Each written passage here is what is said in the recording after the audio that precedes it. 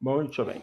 Muito boa noite, queridos amigos. Estamos aqui de volta em mais um Polêmica Espírita. Esse é o nosso programa de número 94. E estamos aqui, como sempre, acompanhados do nosso querido Paulo Neto. Boa noite, Paulo Neto. Boa noite, Arthur. Boa noite, Fernando. Vamos ver quem está lá já no chat aí. Cavalcante, Fernanda Linhares, Shirley, Cláudio, Carlos Guilherme. Boa noite a todos. Vamos aí hoje num tema interessante, porque é rara a casa espírita que não tem passe, não dá passe, e de repente tem informações aí que da experiência do Fernando que vão ajudar a gente a entender mais e de repente até aplicar, né, nos lugares que a gente se encontra, né, dentro do trabalho espírita. É isso aí.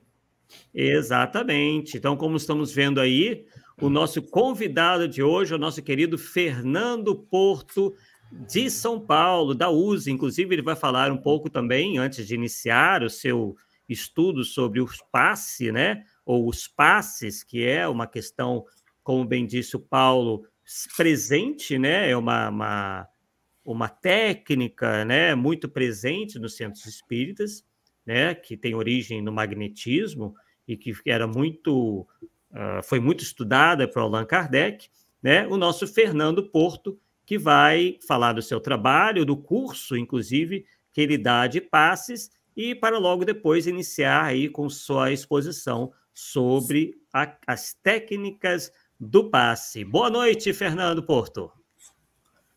Boa noite, Arthur. Boa noite, Paulo.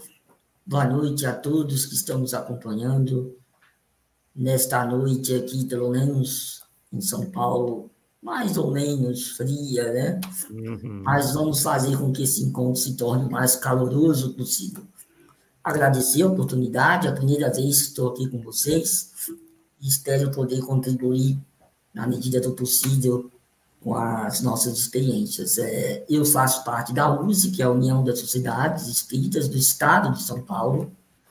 Eu estou aqui na região da Casa Verde. Casa Verde é um dos bairros, né, da capital paulista, e sou presidente da USE Distrital da Casa Verde.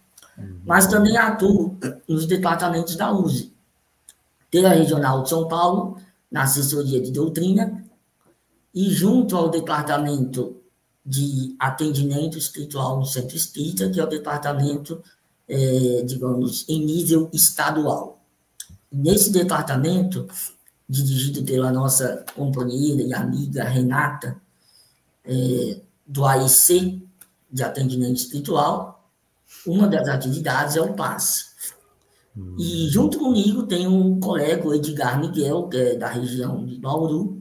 Nós dois ministramos o curso, já vemos ministrando esse curso há alguns anos, sobre o passe, que é um curso dividido em 4 aulas, 4 encontros, geralmente feito aos domingos, na parte da manhã, em que nós abordamos o conceito e finalidade do passe, as técnicas ou modalidades do passe, sobre aquele que doa e aquele que recebe. Então, essa é a estrutura do nosso encontro. Graças a Deus, temos tido um bom feedback, né, dos nossos estudos. E hoje vamos tentar condensar algumas informações sobre as técnicas do passe. Aproveitando, Fernando, que você citou o curso, né? É possível as pessoas se matricularem nesse curso ainda ou vão ter que esperar uma próxima oportunidade? Como é que é isso? Para os interessados em fazer o curso. Normalmente nós fazemos 2 turmas, uma por semestre. Não fazemos esse curso assim de forma sequencial o tempo todo, e esse curso inicialmente ele estava aberto ou dirigido somente a representantes da USE mesmo, aqueles que eram indicados pelas USEs regionais ou USEs intermunicipais, que são os órgãos da USE. E aí depois a gente percebeu que a gente podia abrir um pouquinho mais, mas já que outras pessoas também pudessem participar, mas geralmente são pessoas da própria USE mesmo, que não conhecem e acabam participando. Perfeito, então nós estamos vendo aí, né, que nós estamos oferecendo aí, né, de certa forma, aos nossos internautas aqui do Polêmica Espírita, né, inscritos na Rede Amigo Espírita TV, essa oportunidade, né, já que é um curso que está mais restrito, né, aos tarefeiros, né, da USE. Então, muito interessante, né, essa oportunidade que nós temos aqui. Obviamente que você não vai conseguir passar tudo hoje, mas eu já sei que o Fernando condensou aí as informações mais importantes, uma vez, né, Fernando, que há muita confusão aí nessa questão do passe, mas isso você, obviamente, vai abordar no momento certo. Então, com você, a palavra, você iniciar a sua explanação, e depois a gente vai abrir para perguntas, né? Vamos bater um papo aí mais solto em relação às técnicas do passe. Muito bem. Então, a gente vai fazer algumas considerações iniciais, e nesse momento, eu acho importante a gente fazer algumas reflexões sobre o que é o Espiritismo e o seu objetivo e a sua natureza, porque quando a gente consegue compreender alguns dos seus princípios fundamentais, fica muito mais fácil entender o passe, porque a questão das técnicas, ela acaba sendo algo, não a causa, mas o efeito das conclusões que a gente acaba chegando em função do entendimento que temos sobre as coisas. O Espiritismo, ele inaugura a Era do Espírito.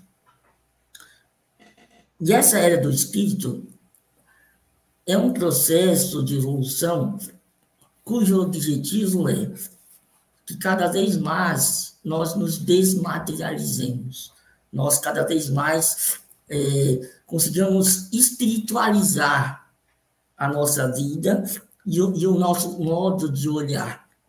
Quando a gente analisa alguns conceitos doutrinários, por exemplo, quando a gente estuda aquela parte do Mundo dos Espíritos, né? O livro 2 do Livro dos Espíritos, a gente vai ver que o mundo espiritual, ele é pré-existente e sobrevivente a tudo. E que o mundo material, ele, na verdade, se ele deixasse de existir, não alteraria a natureza do mundo espiritual. Mas, embora esses dois mundos sejam independentes, eles estão sempre em relação ou se interrelacionando. Então, se a gente poder compreender os fenômenos do universo, nós precisamos analisar esses dois pontos. Não é por acaso que o Espiritismo, Kardec vai dizer, no Evangelho segundo o Espiritismo, que Sócrates e Platão, eles são os precursores do Espiritismo. Que a gente vai ver aquela concepção de Platão, de Sócrates, daquela divisão, né, do mundo das ideias e o mundo sensível, que seria o nosso mundo aqui real, né? Sendo que esse mundo das ideias para nós é um mundo espiritual. E nisso a gente vai entender quando a gente estuda sobre a Trindade Universal. O que é a Trindade Universal? Existem dois elementos gerais do universo: a matéria e o espírito. E aí nós nos perguntamos, mas qual é o mais importante? A matéria ou o espírito? Acabamos de dizer que o mundo espiritual preexiste e sobrevive a tudo. Quando a gente vai ver a questão 196 do Livro dos Espíritos, ali fica muito claro que eles vão dizer assim, que o Kardec pergunta, o que é mais importante, né? O espírito ou o corpo? Aí eles vão dizer, o espírito é tudo. O corpo é só uma veste que apodrece. Sim, de fato, né? Então a gente entendeu que o espírito é tudo. Por isso que Paulo dizia, né? O apóstolo Paulo dizia, né? Que a letra mata e o espírito dá a vida. Portanto, em matéria de espiritismo, a questão da forma, a questão do aspecto exterior é sempre secundário. E, na maioria das vezes, até diria inútil. Então, nas nossas ações, nos nossos trabalhos, nos nossos estudos, devemos pensar que o espírito sempre deve estar na primazia. Se a gente aplicar isso ao passe, então fica muito mais fácil entender. Bom, porque como que o espírito se comunica? Como que o espírito age sobre a matéria? Né? A gente já sabe aquela questão de a origem da matéria é o fluido universal, a fonte de toda a matéria. E deste fluido universal, nós temos as diversas modificações dele que vão dar origem a todos os tipos de matéria, tanto aquelas do plano espiritual, como aquelas do plano material. Considerando que cada planeta tem esse fluido universal com as suas características. E é deste planeta onde o espírito habita que ele vai formar o seu perispírito.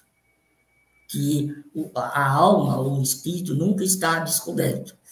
Ele sempre está revestido dessa substância, digamos, fluídica, que é o fluido universal do seu planeta.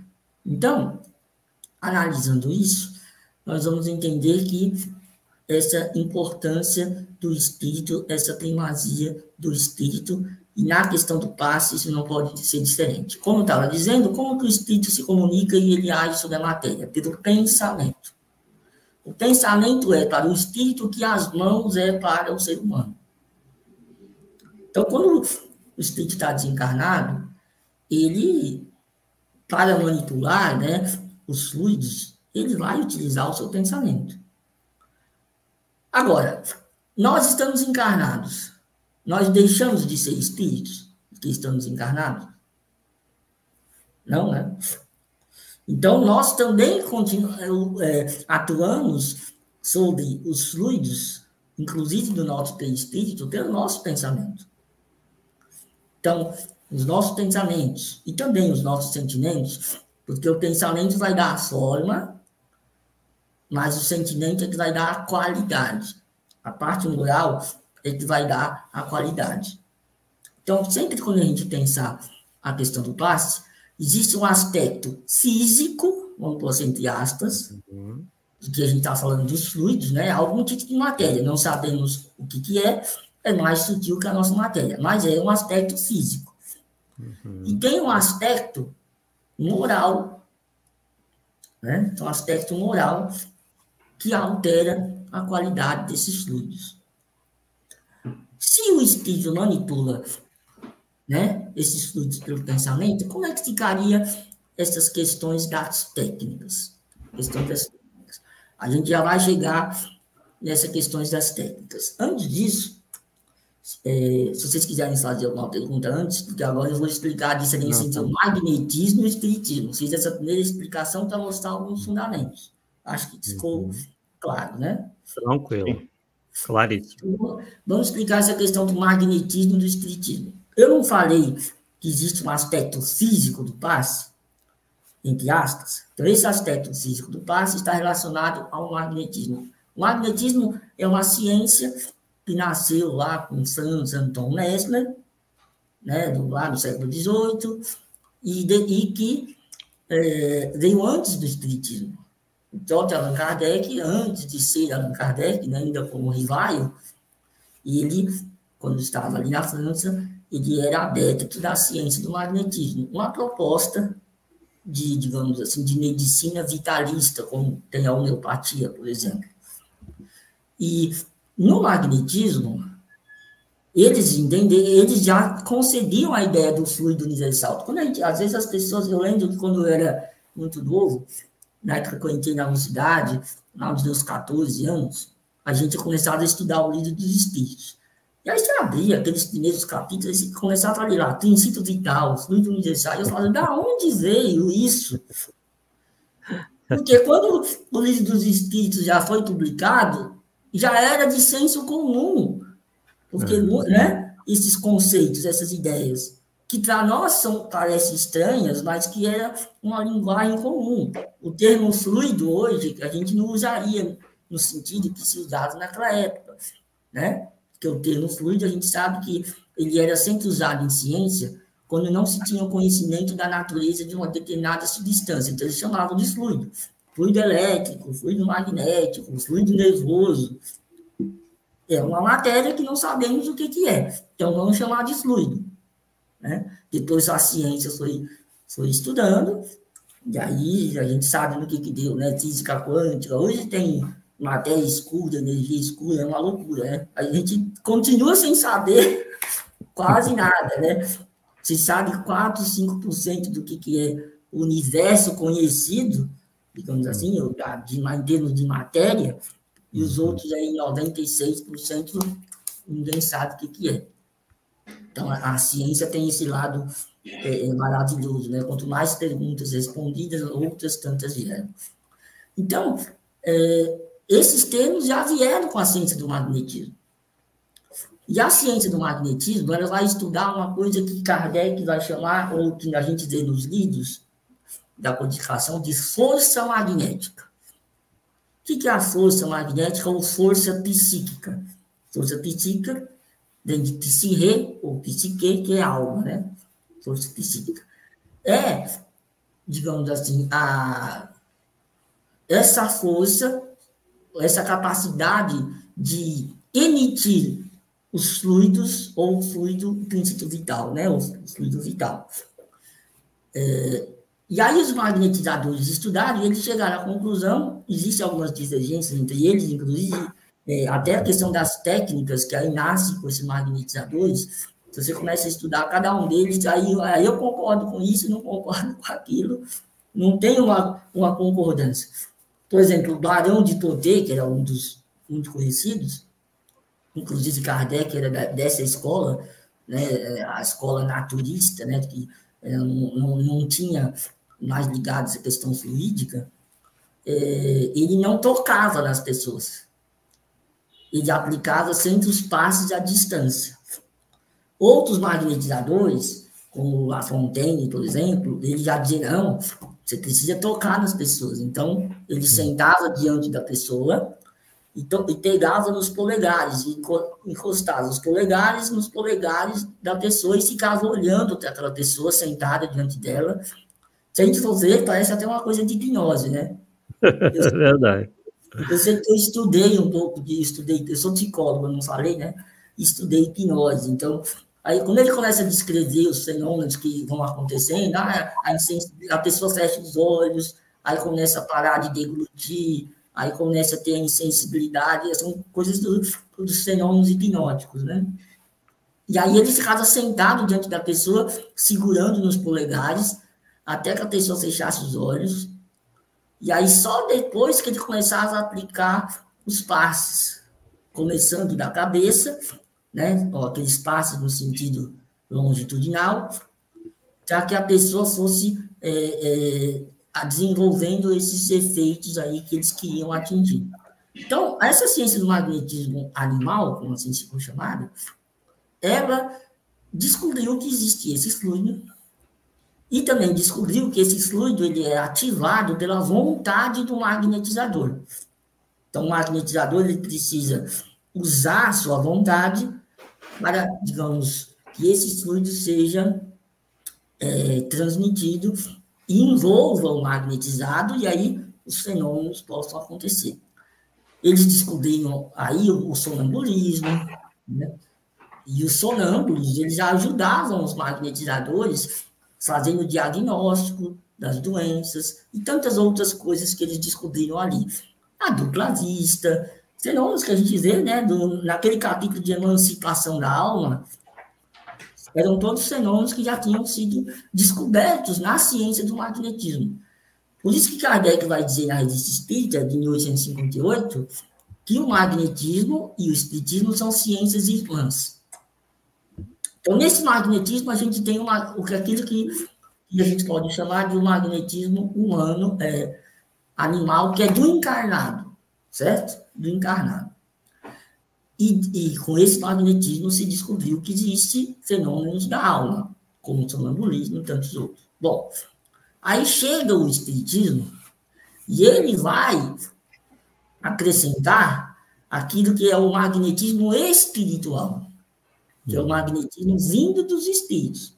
Então, o magnetismo da ciência do magnetismo animal, que veio antes do espiritismo, com Mesmer, com Puig-Seguir, com Deleuze, com Barão de Poté, com Lafontaine, todos esses estudiosos aí, eles descobriram que o ser humano, não só o ser humano, né, que existe esse fluido universal, ele está espalhado, mas que nós, seres humanos, podemos utilizar esse magnetismo não só para curas, mas também para certos fenômenos. Ok. Esse é um aspecto puramente físico, digamos assim, ou fluídico. Aí vem o espiritismo e diz, olha, além desse aspecto aí, existe o magnetismo espiritual, que é o que vem dos espíritos. E esse é superior ao primeiro. Então, feita essa primeira explicação, a gente já começa a entender que, bom, o que seria esse magnetismo espiritual? Será que ele precisa das mesmas técnicas que os magnetizadores usavam? Porque o magnetismo humano, esse do Mesmer e desses outros magnetizadores, era um tratamento metódico e prolongado que era feito. Então, se casa lá com o paciente durante um longo tempo, aplicando essa força magnética do encarnado, esse fluido vital do encarnado, sem a participação dos espíritos. Pelo menos que eles soubessem, né? A gente sabe que os espíritos podem até participar sem a gente nem sequer acreditar neles. Mas vamos fazer de conta que não. Então, eles estão achando que é uma coisa puramente física. Kardec era dessa escola. Vocês vão se lembrar, e acredito que aqueles que estão nos assistindo também, quando a gente começa a estudar lá o espiritismo, a história, Kardec está ouve falar dos fenômenos. E aí eles falam das mesas girantes. Aí o Kardec diz, isso é puramente compreensível, como um efeito magnético. Agora, se você disser que a mesa está dando respostas, ela tem cérebro para pensar, mesmo para sentir. Então, Kardec acreditava que os fenômenos magnéticos, você podia magnetizar objetos, assim como poderia magnetizar pessoas. Era uma coisa puramente física. Agora, inteligências fora da matéria, dando respostas por meio desses objetos, bom, aí já é outra coisa. E é aí que o espiritismo entra. E o que Kardec descobriu e os espíritos revelaram? Que o magnetismo espiritual, os fluidos que os espíritos manipulam, eles são mais purificados que os nossos. Então, o nosso fluido vital, pela nossa própria condição de encarnado, digamos assim, que ele tem certas impurezas, vamos dizer assim, certas impurezas. E que os espíritos, quando eles nos utilizam como instrumento para o passe, aí Kardec vai chamar de mediunidade curadora. Nós não usamos esse termo, né? A gente usa médium passista. O pessoal usa médium passista ou passista. E na codificação, é mediunidade curadora. O que acontecia?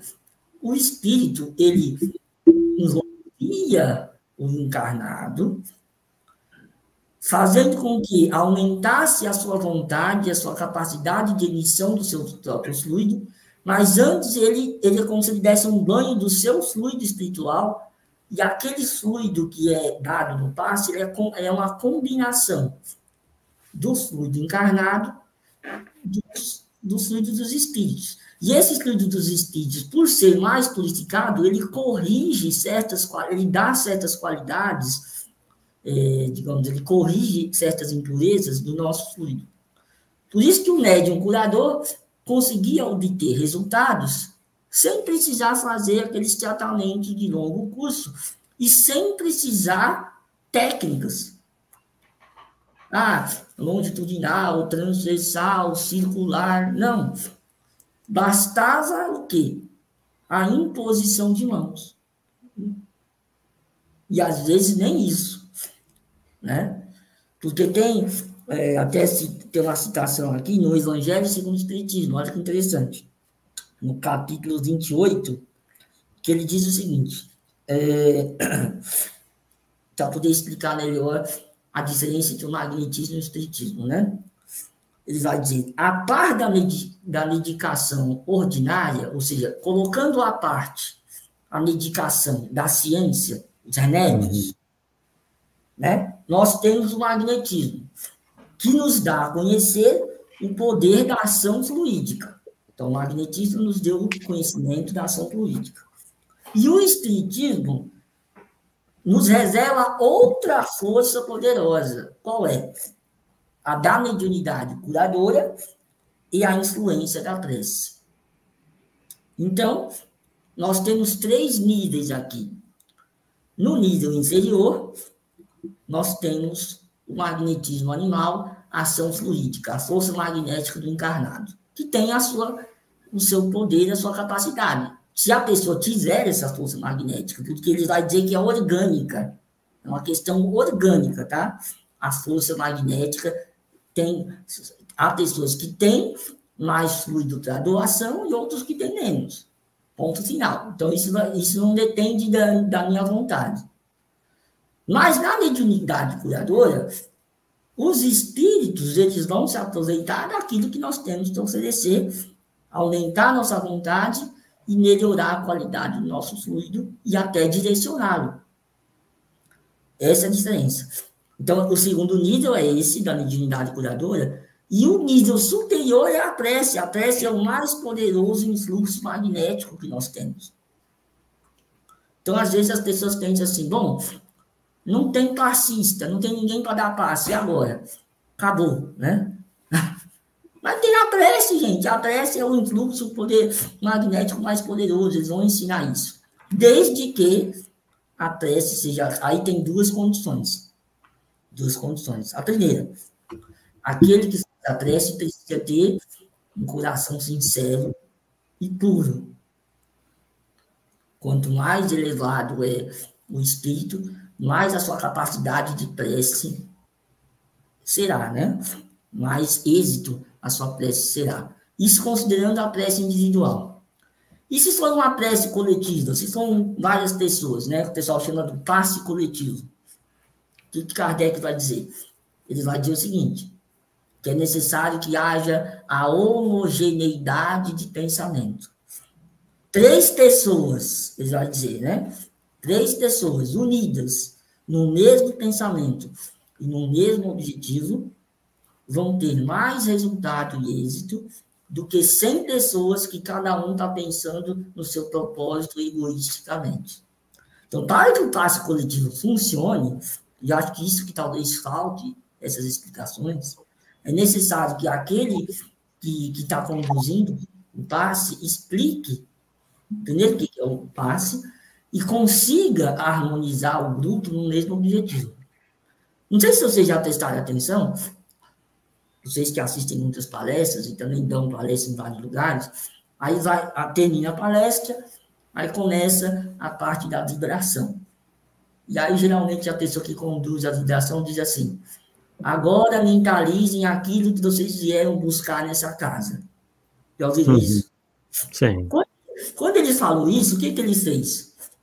Com que cada um pensasse só no seu problema particular. Não estão todos pensando em conjunto.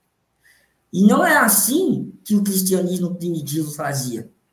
Quando a gente vai estudar o cristianismo primitivo, a gente vai dizer que lá tinha um sentido de coletividade, eram os irmãos. Todos estão no mesmo barco. Não existe a felicidade de um sozinho, a saúde de um sozinho.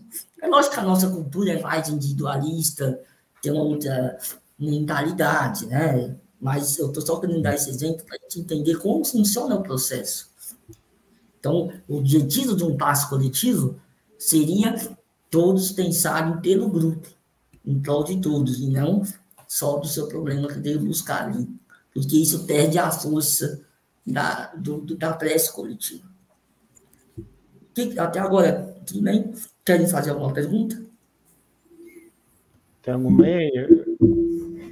Bem, só aproveitando, né? Quer dizer, já tem aqui algumas perguntas, eu estou separando as perguntas. A única que parece que, por enquanto, eu vou fazer a todas no final, né? Mas tem uma que tem a ver com o que você já comentou. onde Carlos Guilherme Rodrigues pergunta: a corrente fluidista foi depois combatida pela da sugestão, não? Porque, e de fato, essa corrente fluidista, até citei, né, como La Fontaine foi um dos mais fortes defensores, que aí nem a vontade era importante, era o fluido, explicaria a grande maioria das coisas. Mas depois existiram aquelas corporações científicas que tentaram colocar à prova, né, a ciência do magnetismo. E aí aqueles cientistas não conseguiram achar esse fluido em lugar nenhum, né, evidentemente. E aí eles vão chegar à conclusão depois de que não é que tem um fluido, que tem uma sugestão. E aí é que vai começar a hipnose vai nascer aí, né, com James Braid e outros que vão estudar mais para frente. Então, na verdade, aconteceu isso mesmo, a questão da sugestão mental, né? Que, se a gente pegar André Luiz, eu não quis entrar em André Luiz, só falei Kardec, né? Mas, por exemplo, André Luiz, no mecanismo da mediunidade, ele vai falar sobre o passe concedendo essa questão da hipnose. Ele faz uma comparação com o processo hipnótico. Entre aquele que está... Ele vai falar dessa como é que se diz? Como se estabelecesse uma relação magnética entre aquele que está aplicando o passe e aquele que está recebendo. Eu acho que essa pergunta foi boa para levar para fazer uma observação sobre essa questão psicológica do passe também, no sentido dessa sugestão. Né? Porque, às vezes, porque muita gente... você poderia aplicar passes à distância? Poderia. Poderia aplicar passe à distância? Poderia. Poderia aplicar passe sem nenhum movimento, sem nenhuma técnica específica, nenhum movimento? Sim, poderia. Mas o que acontece? Essa questão psicológica da receptividade, ela acaba também sendo importante. Então, a pessoa que chega ali e está sendo acolhida no centro espírita, ela vai passar um atendimento estratégico para conversar com uma pessoa. E ela vai receber o passe de uma pessoa que está ali. Quando você está... Vamos pensar o seguinte: o que é mais fácil? Você sentir uma empatia, sentir um afeto, um desejo de ajudar alguém que está na tua frente, ali que você está vendo, ou alguém que você não está vendo, e você nem sabe quem é. É mais fácil você se conectar a uma pessoa que está ali. Então, geralmente, os centros têm a tal da câmara, né? Câmara de passe. E aí então a pessoa entra, senta ali, as pessoas estão ali diante dela, alguém faz uma prece, coloca aquela luzinha, às vezes tem uma musiquinha. Então, você cria um clima, né? Cria a atmosfera que a pessoa sente, bom, agora é o momento de tomar o passe, sabe? Aí a pessoa, ela entra na sintonia, na receptividade. O que também é importante, porque uma coisa que a gente vai ver na Revista Espírita e outros artigos, como que os fluidos agem, né? Então, você tem, digamos assim, o fluido de qualidade boa e o fluido de qualidade má. E isso é uma coisa que nós mesmos produzimos. Nós alteramos a qualidade dos fluidos pelos nossos sentimentos, os nossos pensamentos, a nossa moral. Esse fluido bom, ele vai expelir ou repelir o fluido mau e vice-versa. Então, muitas vezes, em alguns artigos da Revista Espírita, ele vai contar uma situação em que o magnetizador, o médium curador, quer auxiliar aquela pessoa, mas a pessoa está envolvida em tanta negatividade, em tantos fluidos deletérios e negativos, que não é possível fazer esse processo. Aí, o que os espíritos explicam? Olha, primeiro você precisa orientar essa pessoa para que ela melhore moralmente. E aí, quando ela muda o seu padrão de pensamento e de moral, é aí que o passe entra. É aí que o processo da cura funciona. Né? Você viu que interessante? E às vezes a gente acha que é uma coisa mecânica, né? Não. O passe, aí você elimina, vamos dispersar os fluidos negativos e pronto, né? Não é assim que funciona, gente. Porque a pessoa que está impregnada desses fluidos não é uma coisa do dia para a noite. É uma coisa que a pessoa está fazendo já há anos. Do momento que ela acorda ao momento que ela deita. Né? É verdade.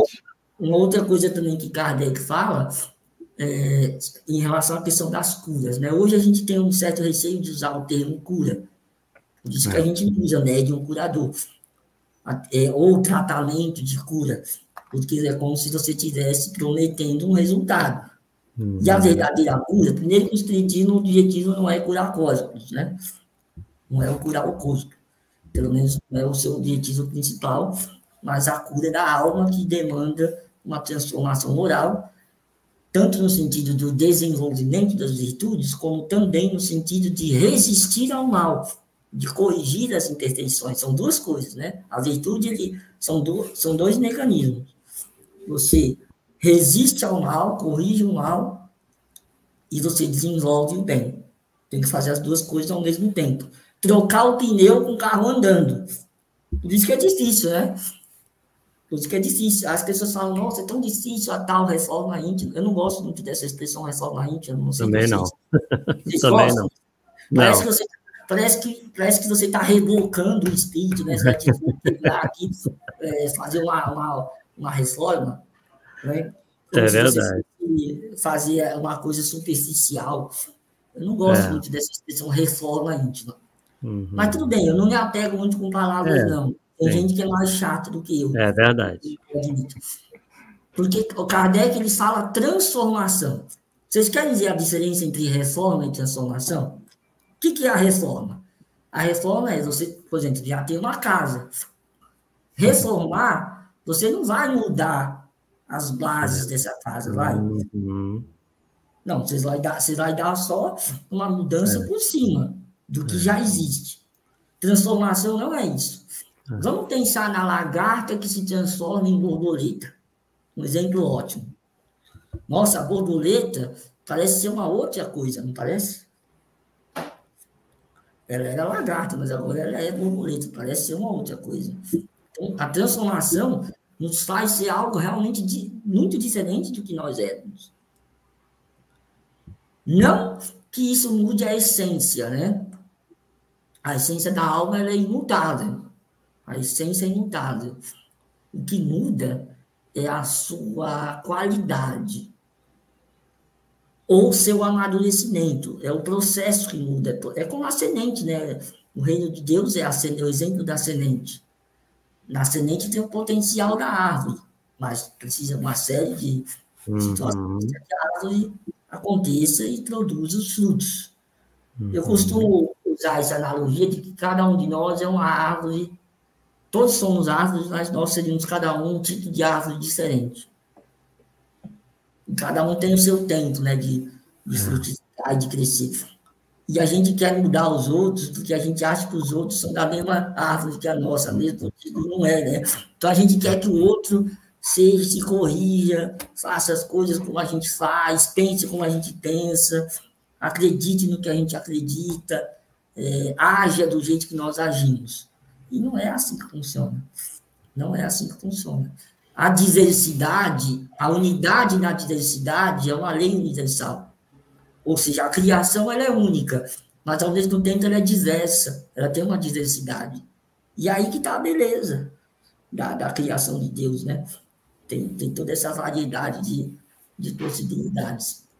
Então, mas a reforma seria, vocês perceberam, a transformação é algo diferente de reforma. Bem diferente. Bem, tem aqui também uma pergunta, né? Eu acho que já pode ingressar nas perguntas. Vou fazer todas, né? Eu estou aqui selecionando mais ou menos com base no que você... Eu vou pedir ajuda aos universitários, tá? Qualquer coisa. Já está atrás. Onde o Alisson faz a seguinte pergunta: o que há de equivocado na doutrina magnética postulada por Jacó Mello? Já começou uma pergunta do polêmico espírita, né? Bem polêmico espírita mesmo. Eu não acho que necessariamente há algo errado. Eu não gosto de pensar nessas coisas de errado e de certo. Porque eu gosto de pensar nas coisas do seguinte: eu acho que há pessoas com determinadas tarefas e determinados campos de trabalho. Então, o Jacó Mello, ele tem o seu campo de trabalho, que pode talvez não ser o nosso. no nosso ponto de vista, por exemplo, talvez a gente não queira trazer para o centro espírita, no sentido tradicional do centro espírita que a gente pensa, nas finalidades que a gente busca, onde talvez o tratamento magnético, como é feito, não seja a nossa prioridade, não seja o lugar. Mas não quer dizer que uma pessoa que gostaria de conhecer esse trabalho e participar desse trabalho não possa buscar um tratamento magnético nessa modalidade de trabalho. É assim que eu penso. Eu imagino que talvez para nós, do nosso movimento organizado, nessa visão do espiritismo que eu coloquei, em que eu vejo que o espiritismo é um degrau superior ao magnetismo, né? Onde mais amplo, né? Toda essa parte, digamos, exterior e de movimentos e de técnicas complexas são simplificadas. São muito simplificadas para se buscar a essência do processo, que é essa do pensamento, né, do sentimento e da vontade, a faculdade do espírito. Então, você vai mobilizar... O que é a prece? Vamos começar... Herculano Pires, ele tem uma boa definição, né? Ele vai dizer que o passe ele é feito em 3 tempos: prece, concentração e doação. Está naquele livro, né? Obsessão, passe e a doutrinação. O que é a prece? A prece é uma invocação. Então, quando você faz uma prece, você está chamando os bons espíritos em seu auxílio. Certo? Então, você fez a prece, você fez a invocação. Esses espíritos vão te envolver naquele fluido, como eu falei, aumentar a nossa vontade, melhorar a qualidade do nosso fluido e direcionar o fluido. No contexto do passe, que não é um tratamento prolongado como o magnetismo, mas é algo muito objetivo, como um processo complementar da assistência espiritual, de alívio às pessoas. Porque a gente sabe que muitas vezes a enfermidade que a pessoa tem é a cura dela. A gente acha que a doença é o mal, que a enfermidade é o mal. Não, a enfermidade às vezes é o processo de cura, é o processo de depuração. Naquela pergunta que eu falei do 196, né, que o espírito é tudo e o corpo e tudo mais...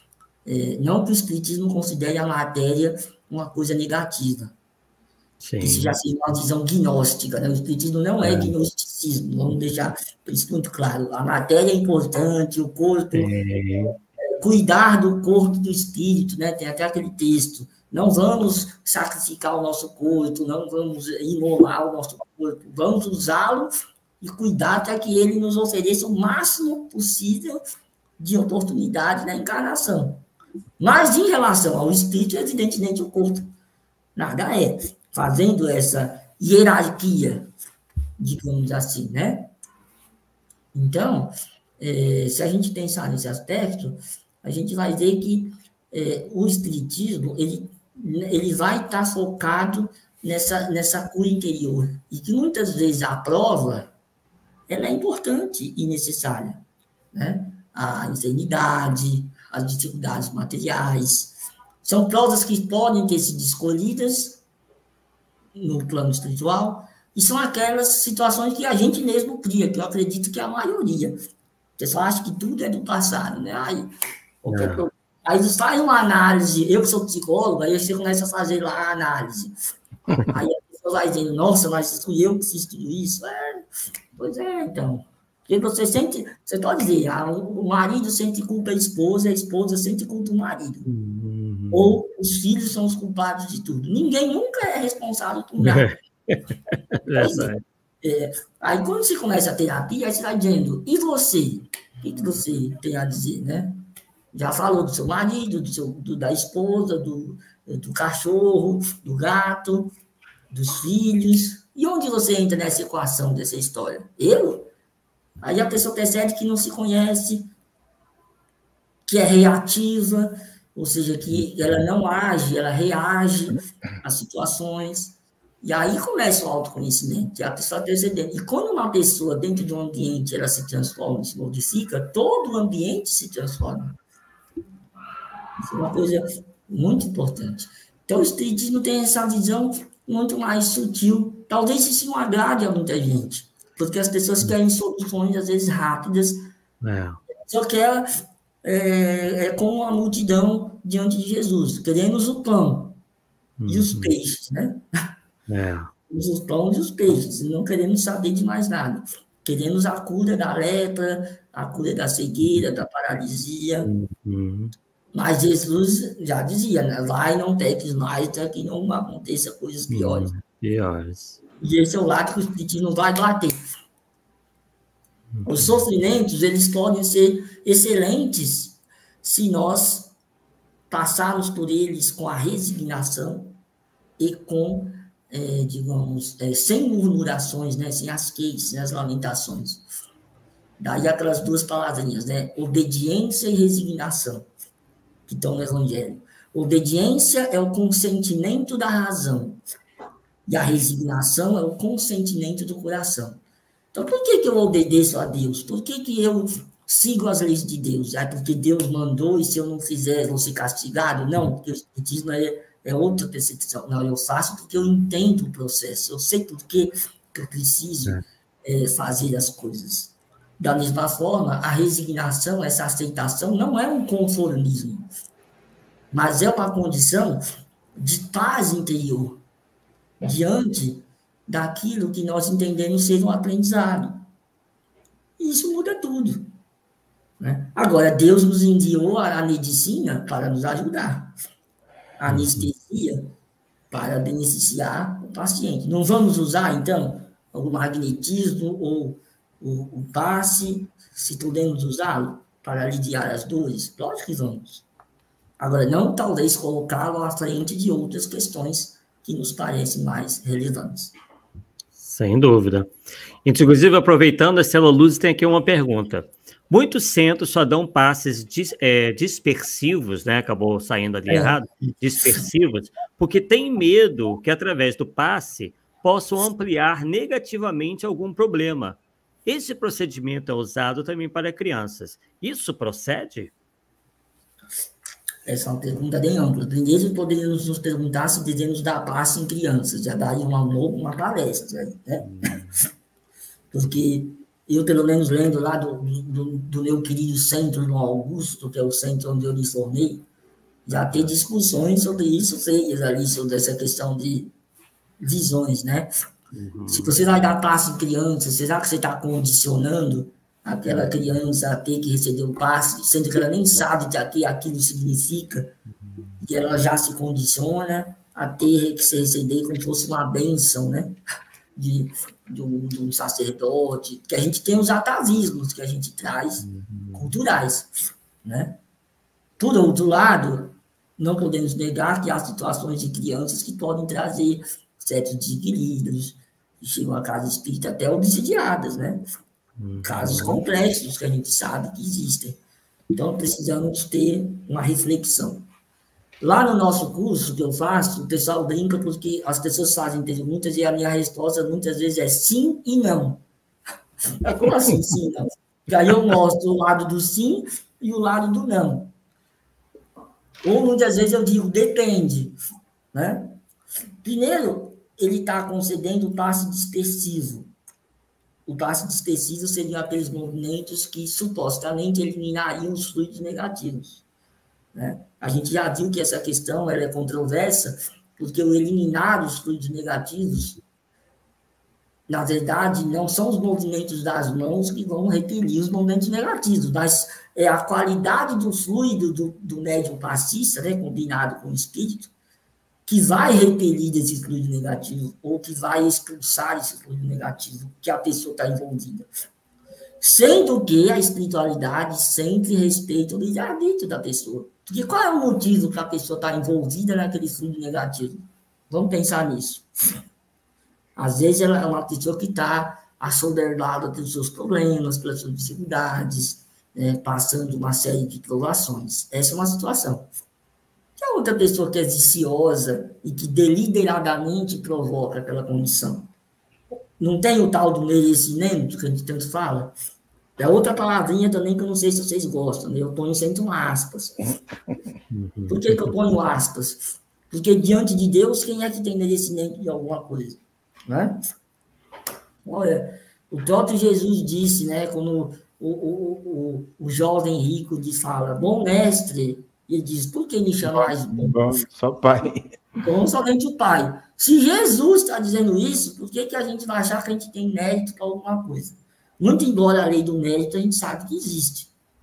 A parábola dos talentos é um exemplo que claramente mostra isso. E outros tantos textos do Evangelho, e também as explicações espíritas que nós temos.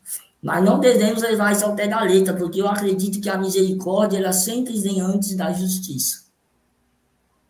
Quer uma prova que a misericórdia vem sempre antes da justiça? Outra parábola. Parábola do joio e do trigo. O que acontece na parábola do joio e do trigo? Na parábola do joio e do trigo, você tem um pai de família que tem o campo, e ele planta o trigo, e aí o inimigo, né? Quando estão dormindo, distraídos, vai lá e também semeia o joio. E aí começa a crescer, e aí a gente vê que junto com o trigo tem o joio. Os servos dizem, Senhor, vamos arrancar o joio. E o que o Senhor diz? Não podemos arrancar o joio, porque se corre o risco de você também arrancar o trigo junto. Vamos deixar que cresçam os dois juntos, para que, quando chegar a época da ceifa, os ceifeiros, né, eles possam colher, e aí eles vão matar um olho do joio e queimá-lo, e o trigo será recolhido no celeiro. Assim acontece conosco, porque a gente sabe que o joio e o trigo está dentro de nós, né? Então, junto de nós tem o joio e o trigo. E Deus, na sua misericórdia, ele permite que este mal permaneça por um certo tempo com um processo de educação. Assim como também Deus permite que pessoas, entre aspas, boas, convivam com pessoas, entre aspas, más, para que umas com as outras possam ter um processo educativo. Porque se a gente só conviver com as pessoas que pensam como a gente, né? Andam com a gente, que são corintianos como eu sou corintiano, pronto. Eu sei que é uma interjeição espiritual, né? Faz parte aí da condição. Até o Chico Xavier disse que era corintiano no Pinga Fogo, então quem sou eu? Então, nós temos... Diga, Fernando, o que eu observo ao longo do tempo é que o passe virou uma espécie de um ritual. Como assim? É rara a casa que você não vai, que eles falam assim, você tem que tomar passe. Como se fosse uma obrigação para todo mundo tomar passe. A minha percepção, e posso estar enganado e você vai nos ajudar, é que o passe é só para quem não está sentindo bem ou quem está com problema de saúde mesmo, reconhecido. Não para todo mundo. Eu, pelo menos, às vezes, os lugares que a gente vai fazer palestra, o cara, você quer tomar pasta? Não, eu não quero. Eu nunca falei, eu vou tomar. O dia que eu for tomar uma pasta, o homem tá ruim hoje, pode acreditar. Eu também.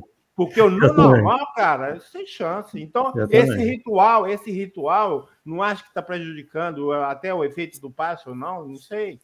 É porque tem a incompreensão do que é o passe, as pessoas não percebem que elas já tomam o passe quando chegam no centro espírita, antes de tomar o próprio passe diretamente falando. Porque os próprios espíritos nos envolvem na sua vibração. Até na minha casa aqui, imagine quando teve a pandemia, todos os centros fechados, pronto, não tem passe. E aí, acabou o mundo? Não. Acabou. Eu não falei que a prece é o mais poderoso influxo magnético, a prece não invoca o espírito ele faz o magnetismo espiritual em mim. Né? Então, de fato, as pessoas, nós já recebemos o passe quando entramos da casa espírita. Agora, existem dois extremos, tá? Existem aqueles que querem acabar com o passe, porque o passe é desnecessário, e pronto, vamos fazer só prece. E já é um extremo. E tem outro que é o da imposição do passe. Para mim, geralmente, o caminho do meio quase sempre é a melhor alternativa, na maioria das vezes. Por que eu digo na maioria das vezes? Agora eu vou fazer até uma piadinha com vocês. Por exemplo, o que vocês preferem? Uma pessoa extremamente honesta ou meio honesta? Extremamente honesto. Então, tem vezes que o extremo é bom. Né? Que as pessoas falam, não pode ter extremos, depende.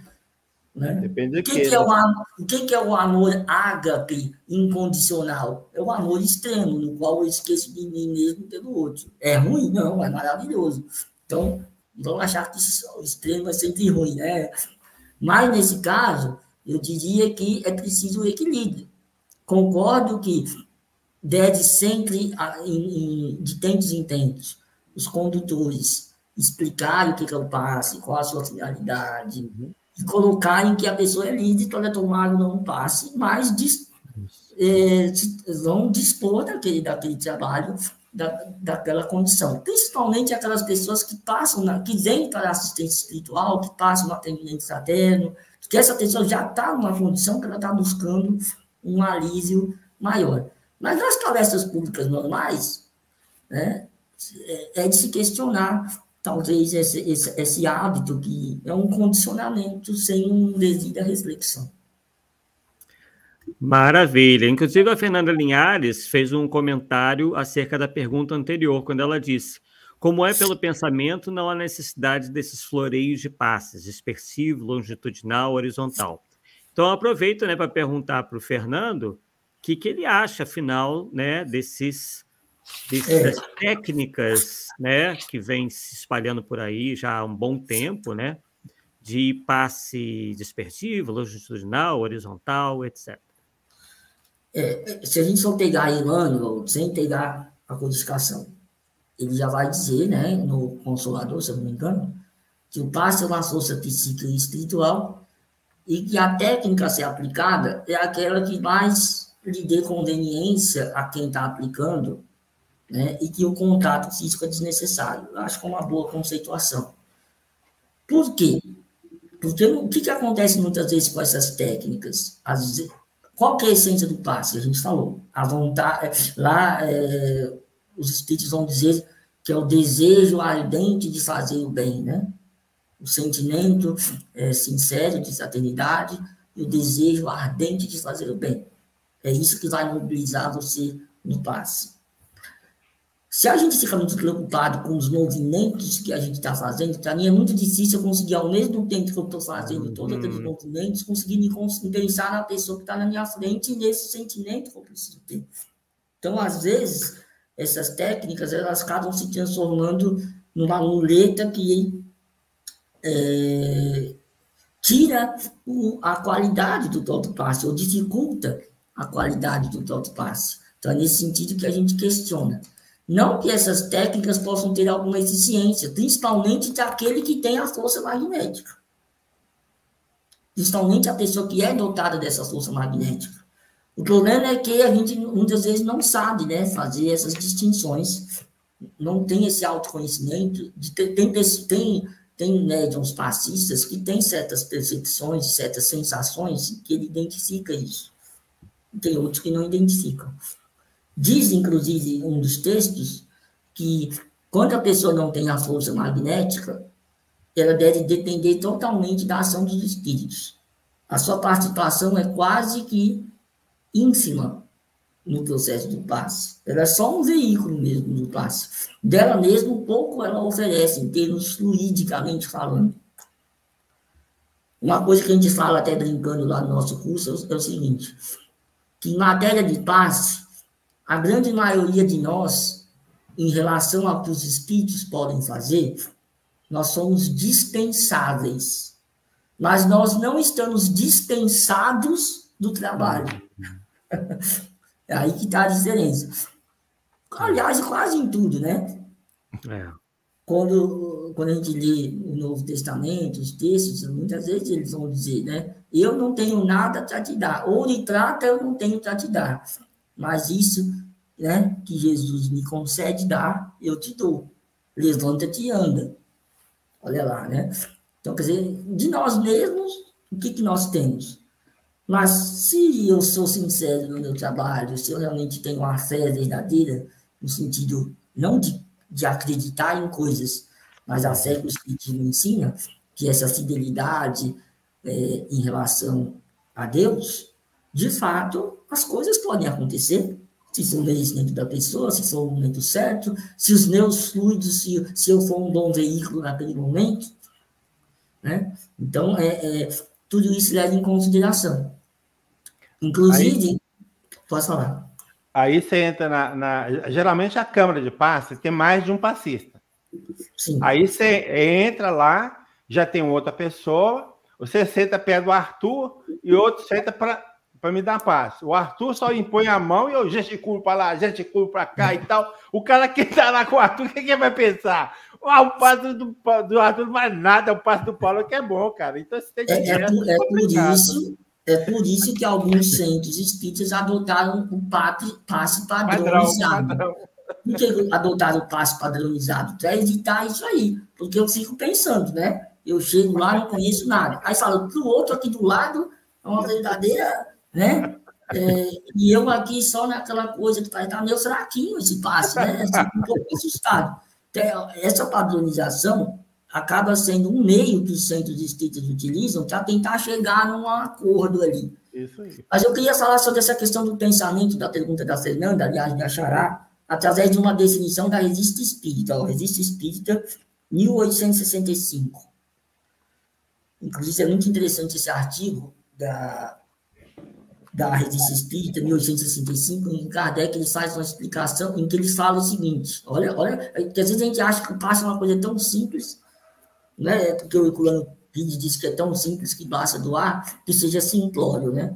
Kardec queria escrever um livro sobre o assunto, ele queria pesquisar mais sobre o assunto, porque ele disse que tinha muita coisa. Inclusive, no livro dos médios, ele fala isso, quando tem lá o item de mediunidade curadora, ele vai dizer, ó, esse caso aqui já é um caso à parte de mediunidade, aqui o espaço é muito pequeno para poder falar do assunto. Olha que interessante. Aí, nesse artigo, ele vai desenvolver alguns princípios norteadores do que é a mediunidade curadora. Eu peguei uma definição que ele diz assim, a mediunidade curadora é exercida pela ação direta do médium sobre o doente, com o auxílio de uma espécie de magnetização de fato ou pelo pensamento. Então, o que é a mediunidade curadora? É quando há uma ação direta do médium sobre o doente. Então, tem o doente ali na minha frente e eu vou ter uma ação direta sobre ele. Mas essa ação pode ser por uma magnetização de fato, ou seja, pelo uso da técnica magnética, ou pelo pensamento. Então, tem essas duas possibilidades. Tanto você pode aplicar técnicas, desde que elas, aí é que eu falo, elas não podem dificultar a essência do passe, que é o desejo ardente de fazer o bem, a sua concentração. Se for algo que vai te tirar totalmente a atenção, aí ela se torna algo prejudicial.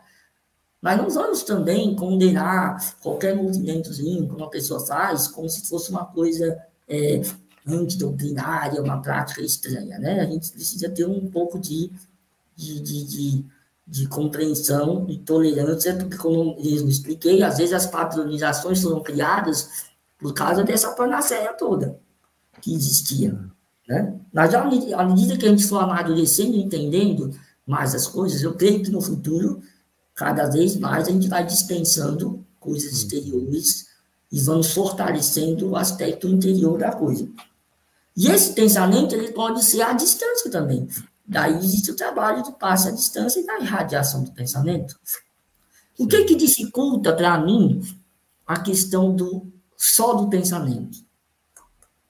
É que eu imagino o seguinte, a nossa capacidade mental de concentração é muito deficiente. Uhum. E eu percebo que isso cada vez mais está acontecendo, principalmente pelas nossas culturas de uns tempos para cá, onde é muito dispersa, né? Não é à toa que a gente tenha tantas pessoas com déficit de atenção. Será que isso é de acaso? É porque existe um processo aí de mudança de perspectiva muito grande. Eu sou do tempo que, nossa, quando eu comecei lá nos meus tempos de 18 anos de idade, eu já fui participar da reunião mediúnica. Você ficava 1h30, 2 horas, uma reunião mediúnica, era uma mesa enorme que tinha umas 12 pessoas, uns 8 médiums. E as comunicações demoravam um tempão. Então, você ficava ali horas no trabalho. Hoje, eu já vi lugares que eles fazem até regra para cronometrar o tempo do diálogo com os espíritos. Só pode tantos minutos.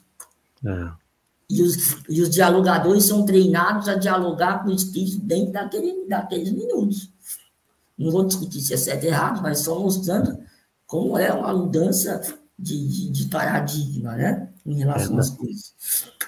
Então, a gente precisa pensar nisso. Então, o médium curador, ele pode usar o pensamento, mas como eu vejo, a gente tem muita dificuldade de fazer essa concentração, de mobilizar essa força de vontade no momento do passe. Isso precisa ser mais preparado nos cursos práticos, que o nosso curso é um curso à distância, né, virtual, não é uma coisa prática, né?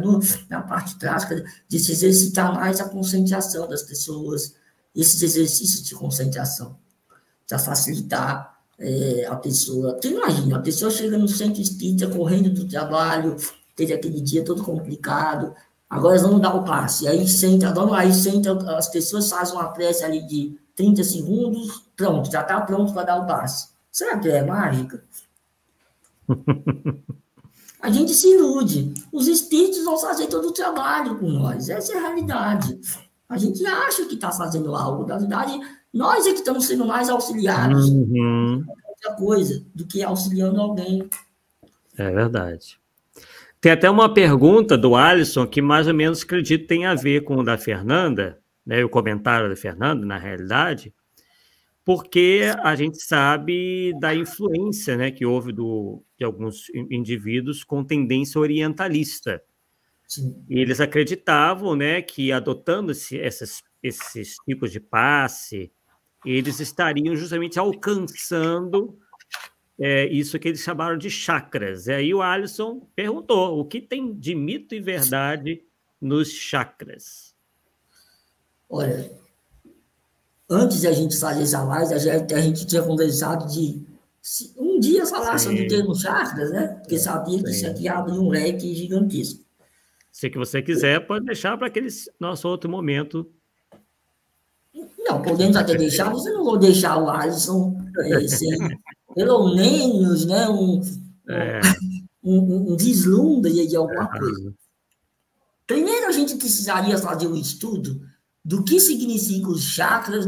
Assim, quando você quer conhecer alguma coisa, você sempre precisa remontar a origem daquela coisa. Para que aquilo foi criado, do que aquilo se tratava. Teve uma época que eu fiz a minha pesquisinha básica, e essa questão dos chakras, eles têm conotações, às vezes, diferentes do que, às vezes, são interpretados de forma simbólica, como níveis de evolução, ou como nós, como se fosse uma espécie de nós de evolução. Inclusive, há alguns mestres orientalistas que vão dizer que acreditam que os chakras é para o povão. Vamos falar dos chakras para o povão. Mas, para nós, a gente sabe que tudo isso é só ainda também uma coisa de forma, digamos assim, tá? Agora, vamos pensar no aspecto kardeciano, em primeiro lugar, que nos interessa. Vamos começar com Kardec. Se os chakras fossem importantes, vamos pensar no passe, não vamos nem dizer se existe chakras ou não existe chakras, nem o que significa. Se essa questão fosse realmente importante, será que não teria alguma coisa falando sobre isso? Aí, quando você estuda lá o capítulo 14 da Gênese, né, sobre os fluidos, aliás, esse é um capítulo que é praticamente a fonte primária para quem quer trabalhar com essa coisa do passe. Se quem estudar aquele capítulo e entendê-lo, já vai estar dando um salto gigantesco nesse tema e desmistificar muita coisa. Você não vai ver nada que nos leve a essa condição. Outro ponto que a gente precisa estudar também, quando a gente estuda aquele item da percepções e sensações nos espíritos. A gente vai ver que o perispírito, ele é como se fosse o órgão de percepção do espírito. Só que o espírito, ele não enxerga pelos olhos, ele não ouve pelos ouvidos, ele não fala pela boca. A sua percepção é como um todo. O perispírito, ele é uma unidade de percepção, né, e de relação. É assim que funciona. Então, quando a gente pega os teus chakras, supostamente, estariam ligados aos plexos, né? Então, tá, isso é uma coisa relacionada ao corpo físico, uma conexão com o corpo físico, correto? Né? Então, como entender isso nos espíritos? Como entender a existência desses chakras nos espíritos? E na questão do passe em particular, porque se o perispírito é um órgão de percepção como um todo, quando você transmite um passe, o perispírito do atendido, quando ele capta esses fluidos são distribuídos e são direcionados para onde tem que ser, né? Porque se assim fosse, você teria que necessariamente aplicar o passe em cada... Então, primeiro você teria que saber, bom, qual é a natureza do problema da pessoa. E a gente não tem isso, né? A pessoa sente para tomar um passe, você não sabe o que ela tem. Mas vamos supor que assim fosse, né? Ele tem um problema no estômago, já sei disso. Qual é o chakra que coordena isso aqui? Então, eu vou lá e aplico o passe ali naquele chakra. Ainda que assim seja, como nós explicamos, o processo da mediunidade curadora, quem direciona os fluidos não somos nós, mas são os espíritos. Então, se existe alguma necessidade de atuar em algum órgão em particular, eles vão cuidar disso. Nós não precisamos nos preocupar com isso. A nossa preocupação é ser um bom intermediário. Do mesmo jeito que um médium, que não vai se preocupar com a comunicação que ele está dando, porque não é dele. Ele tem que ser um bom médium, tá? Ser fiel. O médium ele é um intérprete. Né? Qual é o papel dos médios nas comunicações? O médium é um intérprete dos espíritos. Ele tem que ser o melhor intérprete possível, com o menor ruído possível. Agora, você vai ter comunicações sérias, comunicações instrutivas, comunicações grosseiras e parará. Mas ele foi um bom médium. Não tem, né? Do mesmo jeito, o passe. Você tem que ser um bom instrumento para que aquele passe seja o melhor possível pelas suas mãos ou transmitido por meio de você. Agora, o resultado desse passe, não devemos nos preocupar se o passe curou uma doença, não curou, de onde que ele foi direcionado. Essa não é a nossa preocupação, pelo menos por enquanto.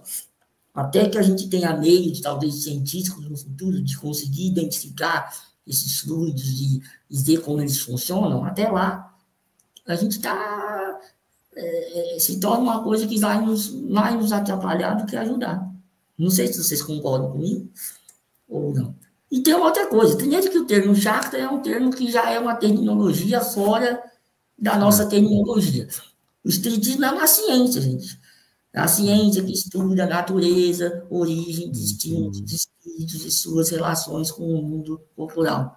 Quando Kardec escolheu os termos, perispírito, definiu o que é alma, logo no início, né? O que é matéria, o que é espírito. Por que ele teve essa preocupação metodológica toda, como educador que era? Para dar clareza. Aliás, ele vai dizer que o maior perigo para o espiritismo é a falta da unidade. Quem quiser conhecer esse texto, é o Projeto 1868, em que Allan Kardec ele começa falando da história do cristianismo, e ele explica que desde o começo o cristianismo começou a ter divergências de doutrinas, não sei o quê, porque Jesus ele não veio trazer uma doutrina já pronta e fechada, né? Nem ele, nem seus apóstolos. Então, daí foram surgindo várias divisões e cismas. Como evitar isso no espiritismo? Ele diz, a gente precisa ensinar as coisas com tal clareza, com tal precisão, que não gere nenhuma confusão. Quando a gente começa a enxertar termos que têm um outro sentido, né, dentro de um outro contexto que é oriental, que não tem nada a ver com a França, ou com o espiritismo, ou os Estados Unidos, enfim, você começa a causar confusão. É como você pegar o termo karma, por exemplo. Qual é o problema do termo karma? Você pode até dizer, não, karma, né, é ação e reação, etc. Okay. Mas aí você vai estudar essas doutrinas orientais, quando você vai estudar o karma no budismo, será que é a mesma coisa que nós? Primeiro que o budismo não tem Deus. E que o budismo não tem uma alma que sobrevive após a morte com uma individualidade. O karma é o fluxo do karma que é transmitido, mas não um espírito com perispírito encarnado. Eles não creem nisso. Não. Né? Eles não creem nisso, porque eles estão buscando uma outra coisa, a vacuidade, eles estão buscando nirvana, um tipo de integração com o cosmos, e não um processo individual de evolução, como a gente entende no espiritismo. Aí você pega um termo como karma, traz para cá, e aí faz uma baita salada, né? E confunde tudo. Então, você tem cuidado com esses termos que são de origem de outras filosofias e doutrinas, porque eles têm essa própria conceituação naquele contexto. Perfeito. Temos mais uma pergunta interessante aqui. Para magnetizar, necessita tirar a tampinha da garrafa? Nem precisa tirar a tampinha da garrafa, nem precisa fazer a dancinha da garrafa. Porque, na verdade, é engraçado que isso era muito comum antigamente, né?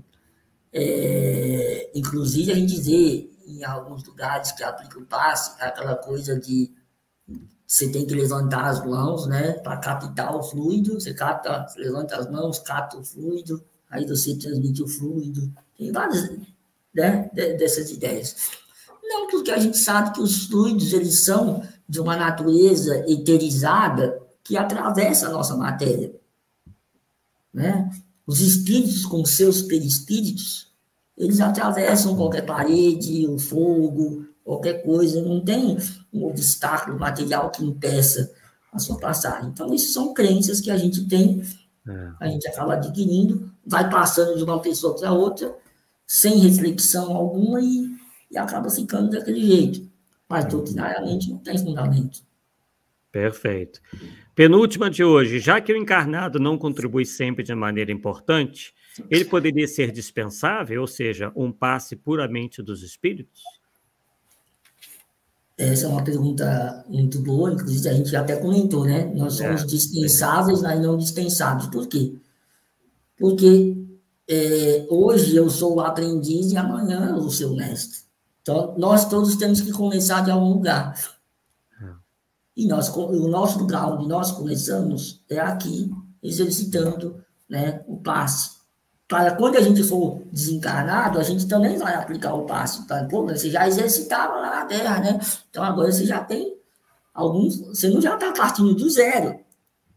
Agora você já vai começar a manipular os fluidos com mais conhecimento de causa, porque você vai tendo mais uma percepção maior daquilo que você fazia. Mas você já estava treinando. É a mesma coisa a prece. A gente aqui, nós fazemos as nossas preces, vamos praticando a nossa prece. À medida que a gente vai se desenvolvendo, a nossa prece vai adquirindo maior capacidade, a nossa moral está maior, então a nossa capacidade de intercessão é maior, os nossos sentimentos já são mais apurados, a nossa está mais íntima. Então, não, nós não vamos ser dispensados ainda por muito tempo. Inclusive, os espíritos precisam, muitas vezes, do nosso fluido vital para atuar em certas enfermidades, para atuar em certas circunstâncias. Porque o que é a cura, né? É quando uma molécula malsã é substituída por uma molécula sã. É assim que está na Gênesis, né? O processo da cura da enfermidade. Então, certamente, para atuar diretamente no corpo material, é necessário que haja fluido encarnado. Os espíritos não têm fluido vital como nós temos, que é a condição de encarnado. Então, por enquanto, ainda seremos chamados para a tarefa. Sim. Aproveitando aqui, o pessoal até comentou, em relação à própria postura do indivíduo que está tomando passe. O pessoal estava comentando aqui que realmente a gente vê isso muito, né? E eu só comecei a reparar isso de alguns anos para cá, porque na minha época não tinha isso, que é uma das pessoas com as mãos espalmadas assim para cima, como se elas, né, com a ideia, parece que é isso, né, que elas estejam recebendo alguma coisa ali pelas mãos. Tem fundamento essa mão para cima, assim? Então, essas questões elas são tão antigas Por exemplo, essa coisa de não cruzar as pernas, por exemplo. Essa é uma prática que os magnetizadores, eles recomendavam. Você vai estudar o livro dos magnetizadores lá, pré-espiritismo, eles dizem, olha, você tem que ficar com as mãos assim, as pernas descruzadas. Então, já são coisas que já existiam antes naquela prática, né? Mas eu já vi isso já não é recente, não, essa coisa das mãos espalmadas para cima. O que eu posso dizer é o seguinte: o que se deve recomendar, o que se deveria recomendar, é que a pessoa ficasse na posição mais confortável possível. Então, a questão não é que se ela cruzar os braços, o fluido não vai circular porque os braços são cruzados. Mas, por uma questão psicológica, quando você está cruzando os braços, é como se você estivesse num estado de tensão e de resistência. Você fica num estado de resistência. Sabe quando você está conversando com alguém e a pessoa está com o braço cruzado diante de você? Um aspecto meramente psicológico. Então, quando você está pensando, não, relaxa, fica à vontade, né? Coloca as mãos sobre as pernas, apoia bem na cadeira. É para a pessoa poder relaxar, porque ela está tensa, né? E ela poder estar mais receptiva ao passe. Uma condição psicológica que espiritualmente acaba ajudando. Então, nesse sentido, sim. Mas em relação à questão do fluido em si, se ficar com a mão para cima, vai captar o fluido, até porque não é por aí que capta, né? Como já disse, que é o perispírito que capta. Não é o corpo físico, não é a mão física que vai captar.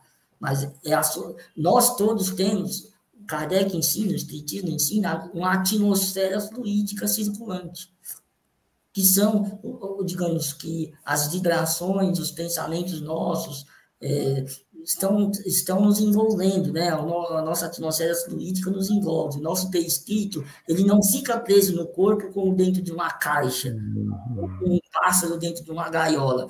Nós estamos irradiando além do corpo físico. Isso é uma coisa que às vezes a gente esquece. A gente acha que o espírito está dentro do corpo, né? Como se tivesse lacrado ali dentro. Não, nós estamos irradiando a nossa volta.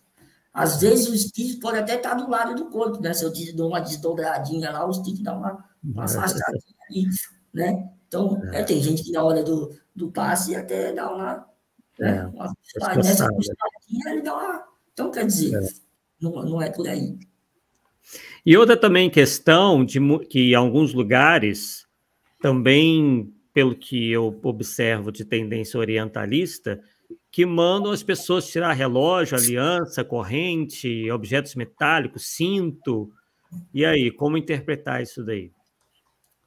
Efetivamente, para quem recebe o passe, isso não vai mudar nada, tirar o boné ou alguma coisa assim. Mas para quem aplica o passe, pode fazer a diferença, principalmente aqueles que gostam de movimentos um pouco mais significativos, se essa é a recomendação da casa espírita, porque vai ficar fazendo barulho, né? O relógio ali, saco e tal. Então, quer dizer, é algo meio inconveniente. Então, é lógico que o médium passista ele vai buscar uma situação em que ele evite chamar demais a atenção ou provocar distrações. Isso tanto na sua vestimenta como nos acessórios que ele usa. Uma questão de bom senso. Porque às vezes as pessoas não gostam quando se fala isso, porque dá a impressão que você está querendo ditar regras de etiqueta, né? Mas tem que existir assim. Mas vamos pensar no bom senso. Você vai vir de biquíni para aplicar um passe? Um fio dental? Não vai, né? Você não vai. Então, você tem que ter uma questão lógica. Né? E para quem recebe o passe, porque como o que eu me referi, bem, foi até bom você ter falado isso, da parte do passista, mas assentos de que você, para receber o passe, você tem que retirar também todos esses acessórios aí, de metais, por exemplo, né? Parece que realmente não tem nada a ver. Né? Não tem nada a ver, como a gente explicou, porque é uma questão de perispírito para perispírito, mas isso nos leva àquele tema do poder dos talismãs e dos objetos, né? Se os objetos em si mesmos, eles têm algum poder de exercer alguma influência sobre as pessoas. Nós podemos, inclusive, você pode magnetizar objetos e esses objetos podem produzir certos fenômenos em pessoas, isso é muito estudado. Mas os objetos em si mesmos, eles não causa alteração nas pessoas, né? Então, isso aí não tem nenhum fundamento doutrinário. E a última pergunta de hoje, pelo menos aqui do pessoal, que a gente separou, é a seguinte: quais as bibliografias que são sérias no estudo sobre paz? Seu Vladimir Cabral. Existem muitos materiais, né?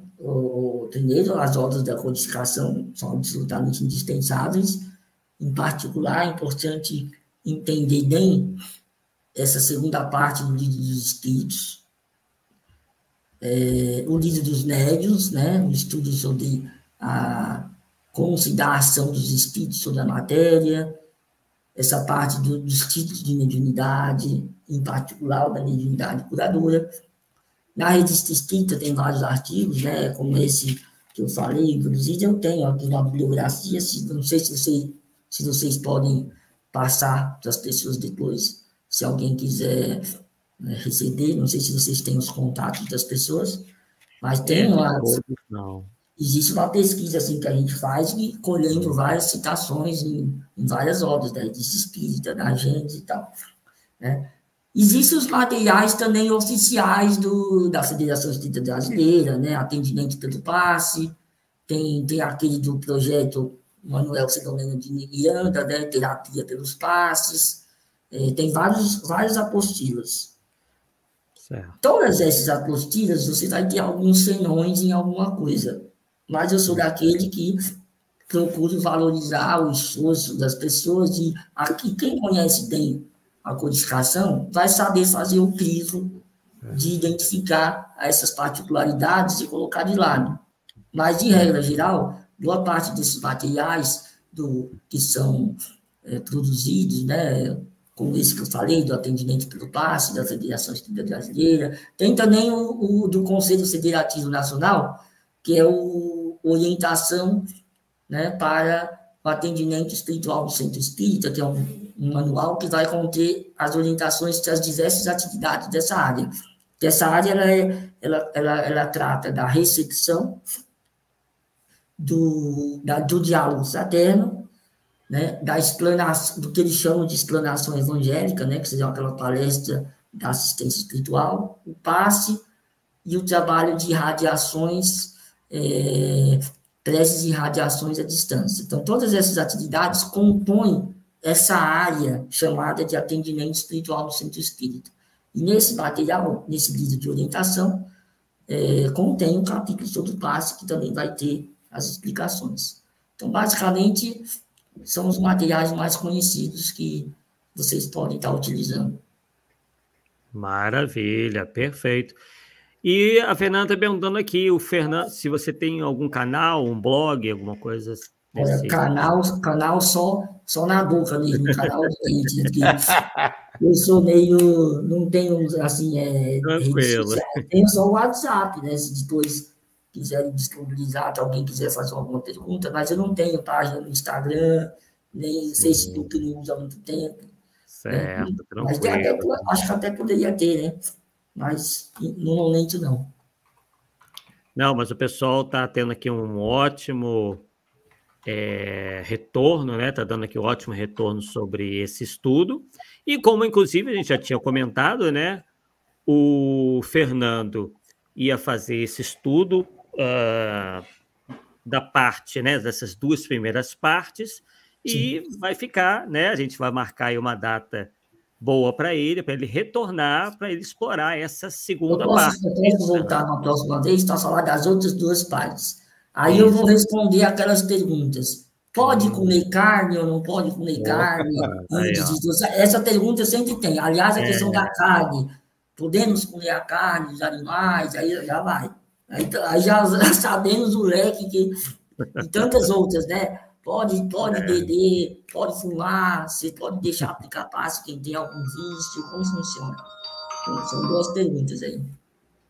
Maravilha, então já sabem, o Fernando vai retornar, que é o nosso Polêmica Espírita, vamos organizar aí certinho a data, né, o retorno dele, né, e agora vamos perguntar ao Paulo se ele tem alguma pergunta ou alguma consideração a fazer antes de irmos para os comentários finais do próprio Fernando e o encerramento do nosso Polêmica Espírita de hoje. Eu queria só comentar, porque eu já vi, eu não lembro o nome da casa, mas em São Paulo e aqui em Belo Horizonte também tem um centro que permite passe em animais. Acho muito interessante isso, porque Posso fazer algo fora, né? Uma observação sobre isso? Pode. Muito recentemente, o Conselho Deliberativo da USE, né, União das Sociedades Espíritas, analisando os pareceres que foram propostos pelos departamentos, inclusive eu participei dos grupos de estudo desse departamento, emitiu uma nota não recomendando a aplicação do passe em animais, não somente pela questão doutrinária, mas pela questão sanitária, que existe uma série de questões sanitárias quando você envolve esse tipo de prática de animais no ambiente, com outros animais e com outras pessoas. Né? Então, a gente tem que pensar numa coisa muito mais ampla, às vezes a gente fica conectado num foco menor e não ver a questão no âmbito maior. Mas a gente pode também falar sobre esses temas numa próxima, aí, que dá uma boa... não somente falar sobre a questão do passe dos animais, mas se existe erraticidade dos animais, né? Porque agora a gente sabe que tem os animais que ficam lá no plano espiritual, andando ali, né? Sempre os gatinhos e os cachorros, mas eu queria pensar, será que as baleias, os leões e os hipopótamos também podem ter erraticidade? Porque só os bichinhos bonitinhos, né? Será que pode ter aranha? Só os pets. Né? Só os pets. Só os pets têm o seu, digamos, a sua liberdade de ação lá. Então, são questões que a gente estudar e ver se tem fundamento ou não, né? Perfeito, perfeito. Mais alguma coisa, Paulo? Não, é só isso mesmo. Depois você me manda, eu já te passei um WhatsApp, sim, me manda essa orientação da USE sobre a questão do passe dos animais, que eu achei interessante e que eu gostaria de ver, sabe? Eu achei interessante a sua abordagem. Sim. Eu não tinha pensado sobre esse lado da saúde pública. E, de repente, é um lado grave, vamos dizer assim, tem que ser olhado mesmo. Não tem como fugir disso aí, não. Existe uma série de circunstâncias que precisam ser analisadas. É isso aí. Verdade. No mais, a gente agradece a sua presença e a porta está aberta, né? Já está marcada uma outra, mas já está aberta para outras, tá certo? Depois da segunda, tá certo? Isso aí. Então fica aí disponível para você. Estamos aí à disposição dentro do que a gente conhece, né? A nossa experiência, claro que aceitando também as críticas, as observações do que a gente puder melhorar, né? Porque isso também nos faz a gente se esforçar cada vez mais. Tá, e eu tomei a liberdade de te enviar um material de um curso de passe que eu também dei há muito tempo, tem uma pesquisa, e se for útil você usa, que não for... Sempre será útil, sempre será. Falou, Fernando, muito obrigado pela sua presença, tá? Eu que agradeço. Maravilha, então, né? Então, algumas perguntas vão ficar aí para serem mais aprofundadas pelo Fernando numa próxima oportunidade. Vocês vão ficar em breve sabendo, né, quando é que o Fernando vai voltar aqui para continuar aí os seus esclarecimentos, né, os seus estudos, né? Então, fica aqui já o convite, a gente vai marcar direitinho a data com o Fernando. Então, agradecendo aí a presença de todos vocês que estiveram aqui ao vivo assistindo e também a todos que irão assistir no outro momento a esse estudo intitulado As Técnicas do Passe. Agradecendo mais uma vez aí ao Fernando pela sua presença aqui, a primeira vez que ele vem aqui ao Polêmica Espírita, a primeira de muitas, não é mesmo? Isso aí.